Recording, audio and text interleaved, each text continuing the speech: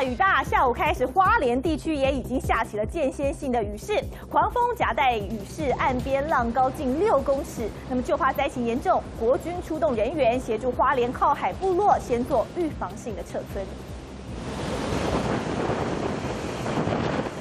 大浪滚滚直扑海岸边，像是头凶猛野兽，几乎要吞噬整条海岸线，场面相当骇人。水源疏堤的暴风水已经接触到台湾的陆地，现在花莲可以说是风强雨大，记得都已经有一点点快要站不稳了。而且可以看到，在花莲的七星潭这边浪高可以达到5米以上，几乎快要淹没了整片沙滩。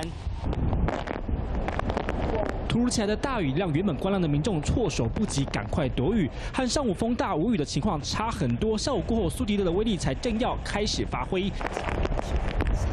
不止海边风大浪高，市区雨势更是明显。狂风夹带豪雨下在柏油路面上，雨势一层又一层，威力惊人。就怕灾情严重，靠海的东昌村荣光社区早早就已经预防性撤村，民众大包小包家当全拿出来，家里男女老幼通通上车，准备离开家园，暂时避难。撤村比较安全啦，对啊，以防万一。总共有160户，是260个人。那预计在今天天黑之前，一定要全部撤离哈。统计花莲全县总撤离人数924人，台风天提早准备，要把伤害降到最低。记者卢宏、李荣进 SNG 小组花莲报道。